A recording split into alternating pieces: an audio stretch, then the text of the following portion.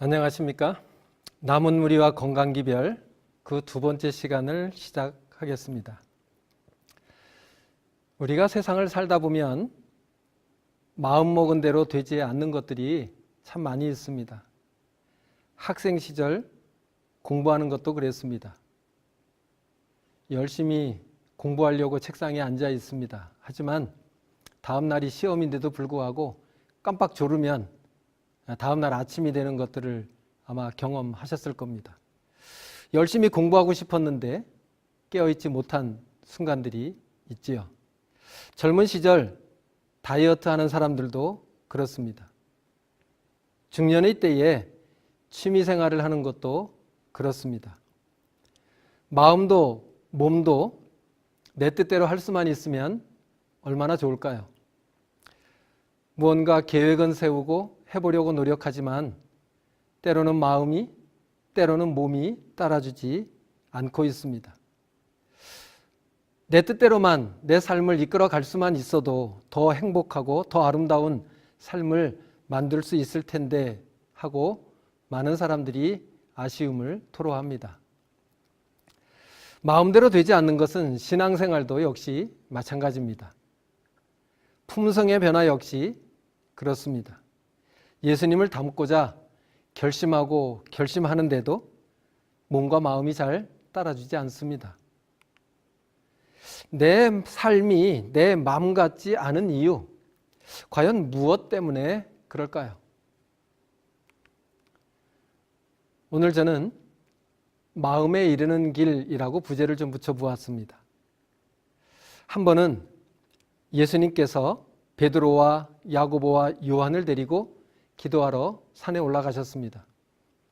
그리고 그들에게 이렇게 말씀하셨습니다.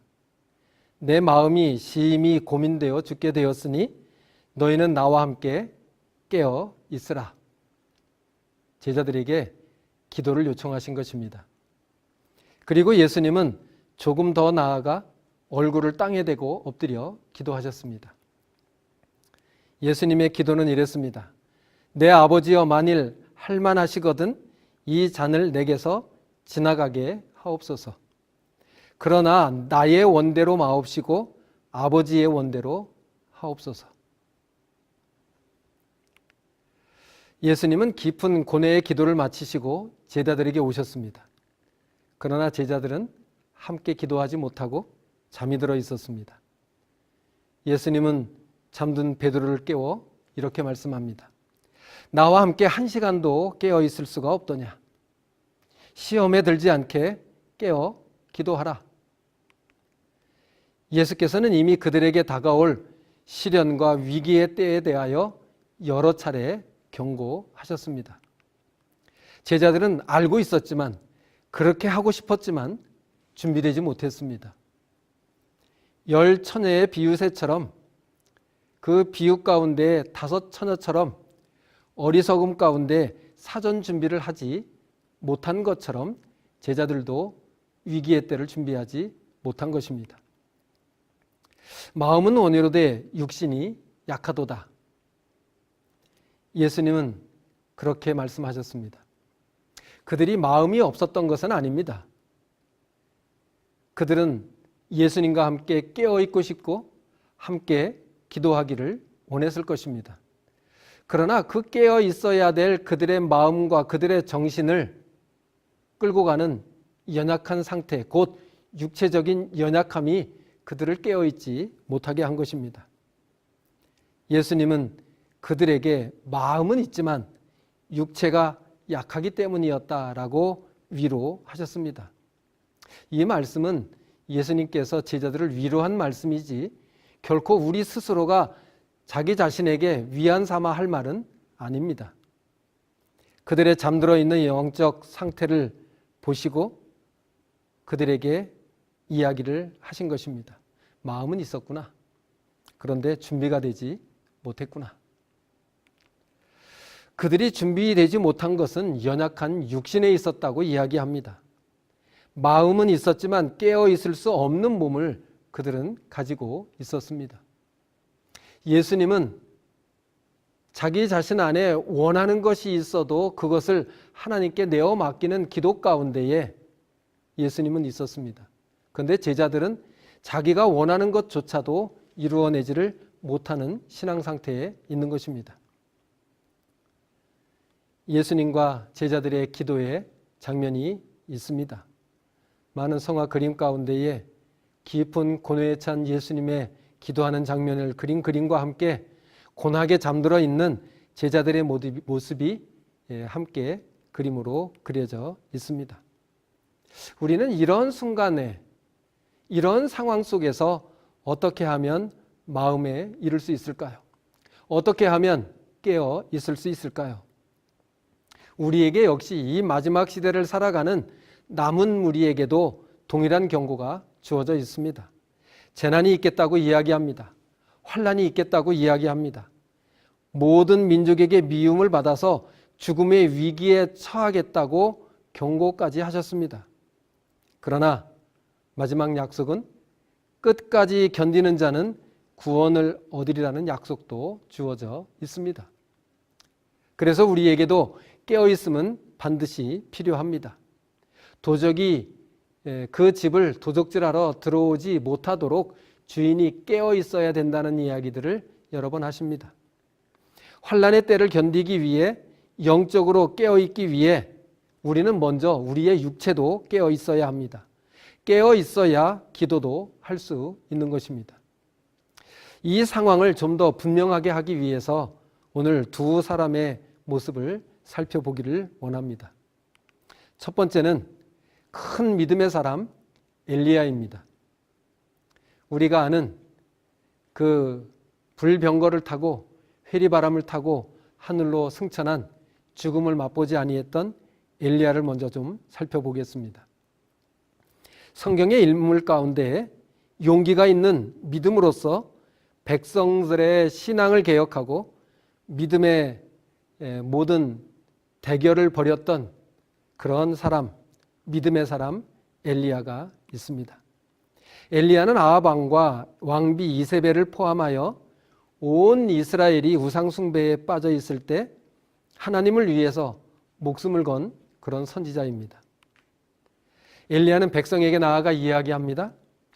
너희가 어느 때까지 두 사이에서 머뭇머뭇하려느냐? 여호와가 만일 하나님이면 그를 좇고 바알이 만일 하나님이면 그를 좇을지니라. 그러나 백성들은 대답이 없었습니다. 엘리야는 온 이스라엘 백성과 함께 바알 사제, 사알 선지자 450명, 아세라 선지자 400명을 갈멜산으로 불러 모읍니다. 그리고 하늘에서 불이 내려오도록 하는 기도의 대결을 벌이도록 요청합니다. 엄청난 용기가 필요했을 것입니다. 왕과 백성들이 모여있는 중에 엘리야는 무너진 여호와의 단을 고쳐 쌓고 하나님의 살아계심을 보여달라고 기도하게 됩니다. 이 믿음의 기도에 여호와 하나님께서는 불로써 응답하십니다. 이제 엘리야는 백성들에게 명령합니다. 우상 숭배에 빠지도록 했던 저 바알 사제들, 아세라 사제들을 다 잡아 그들을 처형하게 됩니다. 실로 엄청난 일을 벌이게 된 것입니다. 숫자만으로도 840대 1의 전쟁을 벌인 것입니다. 아합 왕은 이제 왕궁으로 돌아가려고 합니다. 이제 돌아가 이세벨에게 이세벨이 데리고 왔던 바알의 사자들이 죽게 된 사건의 전모를 이야기하게 됩니다. 그러자 이세벨은 엘리야를 죽이겠다고 맹세합니다. 그런데 이상하고 놀라운 이 상황은 그 큰 믿음의 엘리야가 남자 장정들과의 엄청난 전쟁을 벌이고 갈멜산에서 그 놀라운 기적을 이루어냈던 믿음의 선지자가 이 소식 하나를 듣고 생명을 위해서 도망했다는 것입니다. 그 큰 믿음의 사람 엘리야가 어떻게 이렇게 하루아침에 달라질 수가 있을까요? 성경은 이에 대해 단 한 가지의 정보를 제공합니다. 열왕기상 18장에 보면 마지막 절인 46절에 이런 기록을 남겨놓았습니다. 여호와의 능력이 엘리야에게 임함에 저가 허리를 동이고 이스라엘로 들어가는 곳까지 아합 앞에서 달려갔더라고 기록되어 있습니다. 엘리야의 마지막 임무는 왕의 말고삐를 잡고 왕을 이스라엘 왕궁까지 인도하는 것이었습니다. 엘리야는 이스라엘 백성을 우상 숭배로 이끌었던 이방신의 사제들을 모두 다 제거하고 나서 다시 비가 올 수 있도록 간절히 기도합니다. 기도는 응답되었고 하늘에서 큰 비가 내리기 시작합니다. 아합은 이제 마차를 타고 이스라엘로 돌아가려고 합니다. 아합이 이스라엘로 돌아가려고 마차를 타던 그때는 밤이었습니다. 앞이 보이지 않을 만큼 비바람이 몰아치고 길은 매우 험준한 산길이었습니다. 앞을 분간하기 어려웠기 때문에 선지자는 홀로 왕 앞에 달려가며 왕의 수레를 이스라엘 성문까지 안전하게 인도하게 됩니다. 여기 지도에서 보는 것처럼 갈멜산으로부터 이스라엘까지는 지도상으로 약 30km, 길을 따지면 한 45km쯤 되었다고 성경 주석에는 기록되어 있습니다. 이 45km를 말고삐를 잡고 달려간 것입니다. 엘리야와 아합은 그 이스라엘 성문 곁에서 작별하게 됩니다. 성 밖에 머무르기를 택한 선지자는 그 비가 오는 우중에 그저 비를 피할 수 있는 곳에서 외투를 덮고 맨 땅에 드러누워 잠이 들게 됩니다. 편하게 씻고 몸을 따뜻한 물에 풀지 못한 채 그냥 맨 땅에서 잠이 듭니다.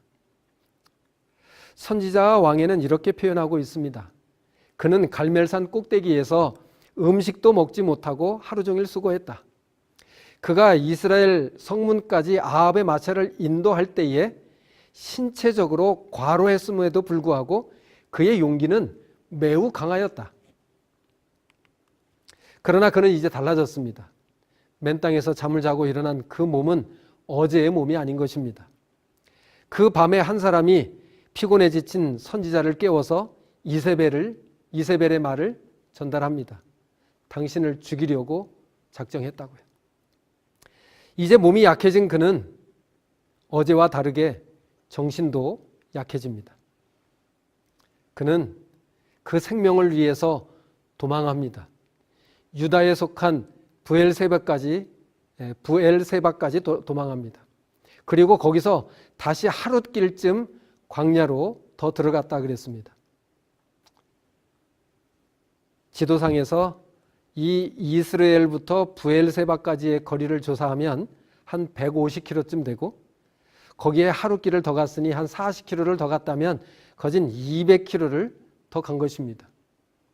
피곤에 지쳐서 잠이 들었던 그가 또 200km쯤을 또 갔으니 이제는 정말 그 마음이, 그 정신이 육체로 인해서 더 약해졌을 것입니다. 사탄은 가장 맹렬한 시험을 가지고 한 영혼을 공격할 때는 그 영혼이 가장 약해졌을 때라고 이야기합니다.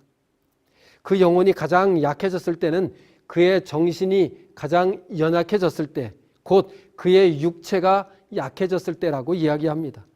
사탄은 이런 방법으로 예수님도 금식 가운데 있을 때 넘어뜨리려고 시험하게 되었습니다. 그는 이러한 방법으로 인류에게서 수많은 승리를 얻었기 때문에 이 방법을 즐겨 사용합니다.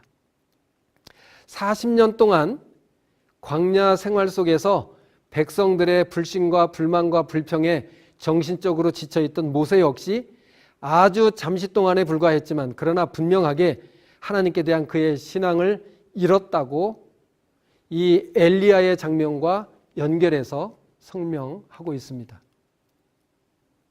엘리야도 역시 그랬습니다. 온 하루 종일 이스라엘 백성들 앞에서 하나님의 유일한 증인으로 섰던 그가 한순간의 피로로 인해, 그렇게 표현했습니다. 한순간의 피로로 인해 죽음의 공포가 하나님께 대한 그의 신앙을 정복하도록 허락되었다고요. 늘 그런 것은 아니어도 하루 몸살이 나면 그 몸살 나 있는 그 한순간의 피로가, 그 한순간의 연약함이 한순간에 나약해져 있는 정신과 신앙 가운데 시험이 올 수 있다고 이야기하는 것입니다. 육체는 정신과 영혼이 우리의 품성 향상을 성취하는 데 필요한 유일한 매개체라고 이야기합니다. 성화된 품성을 소유하려면 우리의 몸 또한 건강해야 된다고 이야기를 하는 것입니다. 그러므로 이 영혼의 원수는 바로 육체의 힘을 약화시키고 타락시키는 데에 그의 유혹을 집중시키고 있습니다. 하나님은 회복이 필요한 그에게 그의 믿음 없음을 탓하지 않고 천사를 시켜서 음식과 물을 제공하고 쉼을 주십니다. 아주 단순한 음식이었습니다. 천사가 하늘에서 생명과나 생명수를 가져왔으면 더 빨리 회복될 것 같은데 하나님은 그런 방법으로 그를 일깨우지 않았습니다. 늘 평범한 가운데 그가 먹었던 가장 단순한 음식, 그것으로 몸을 회복시키려 하고 있습니다. 그 육체가 쉼을 얻으면 믿음이 곧 회복될 것이었기 때문입니다. 먹고 잠이 들고 다시 또 천사는 그를 깨워서 또 먹고 쉬도록 요청합니다. 이런 단순한 방법으로 그는 몸을 회복하고 정신을 회복하고 믿음을 회복하기에 이르는 것입니다. 이토록 그 육체라고 하는 것은, 그 육체적인 건강은 정신 건강에 영향을 막대하게 끼치고 있고 또 정신 건강 속에 영적인 신앙과 삶에도 그 영향을 끼쳐주고 있는 것입니다. 성경에서 살펴볼 수 있는 또 한 사람, 우리가 건강하면 이야기하는 흠없는 사람 다니엘도 있습니다. 다니엘은 전쟁 포로가 되어서 바벨론으로 끌려갑니다. 그런 상황 가운데에서도 다니엘은 뜻을 정합니다. 바벨론 왕이 뜻을 정하고 포로로 잡혀온 포로 다니엘이 뜻을 정합니다. 붙으면 누가 이길까요? 일반 상황을 살펴보면 왕이 이길 수밖에 없었는데 다니엘은 그렇지 않았습니다. 다니엘은 그의 분명한 뜻을 자기를 관리하는 환관장에게 전합니다. 그리고 그의 뜻을 관철시킵니다. 어떻게 해요? 그는 왕의 진미와 그 마시는 포도주로 자기를 더럽히지 않겠다라고 뜻을 정합니다. 그는 포도주 안 먹겠다, 고기를 안 먹겠다, 이런 의도가 아니었습니다. 그런 것들로 자기 자신을 더럽히지 않겠다고 뜻을 정한 것입니다. 어떤 사람은 하루 3번씩 기도하는 것을 뜻을 정했다고 대답하시는 분들도 있습니다. 그러나 성경을 잘 살펴보면 내가 이것저것을 안 먹겠습니다 라고 환관장에게 구했다면 아마 들어주기 쉽지 않았을 겁니다. 그런데 다니엘은 더럽히지 않겠다고 뜻을 정하고 자기를 더럽히지 않게 하기를 환관장에게 구했다라고 기록에 남겨져 있습니다. 그 결과 어떠했습니까? 열흘간의 테스트 끝에 그들은 더 윤택한 그들의 모습과 더 지혜로운 모습들을 시험에서 나타내 보였고 그것을 통해서 그들은 좋은 음식들을 공급받을 수 있었습니다. 다니엘은 모든 환상과 꿈을 깨달아 알았다고요. 다니엘은 왕이 그들에게 묻는 모든 일들 중에 시험을 쳐서 성적을 보았더니 다니엘의 지혜가 총명이 온 나라 박수와 술객보다 10배나 더 뛰어났다고요. 혹시 이 말씀을 듣는 우리 학생들을 둔 부모님들은 잘 기억하시기를 바랍니다. 세상에서 똑똑한 사람 IQ가 150이라면 이 다니엘은 10배가 더 많은 IQ 1500이라고 이야기할 수 있을 것입니다.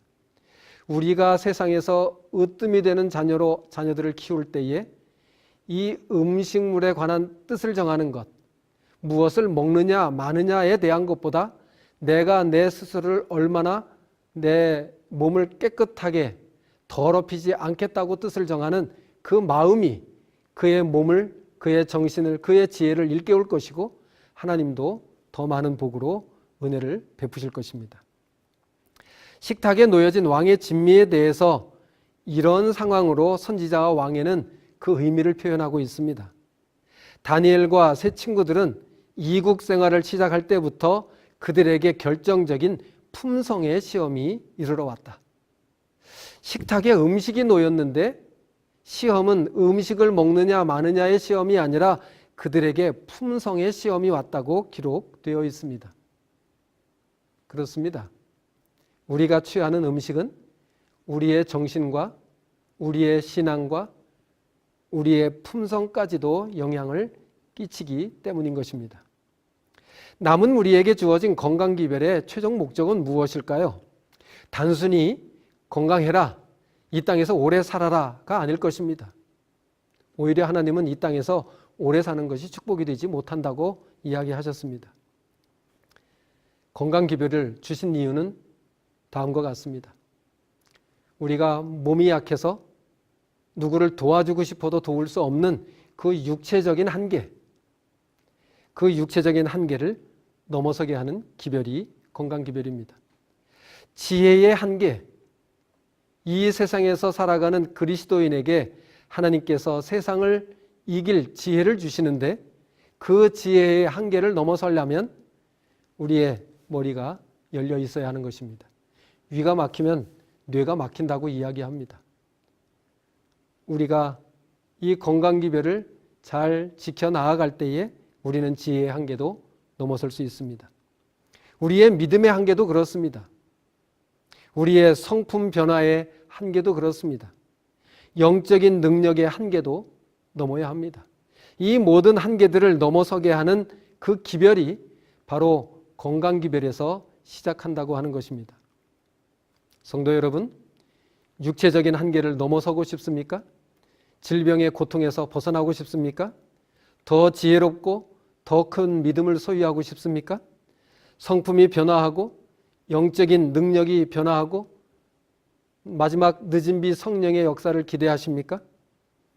건강기별부터 이루어낼 수 있기를 바랍니다. 이 건강기별 속에서 우리가 내 스스로를 더 높은 곳으로 이끌기 위해 노력할 때에 이 나머지 모든 것들도 가능해지는 것입니다.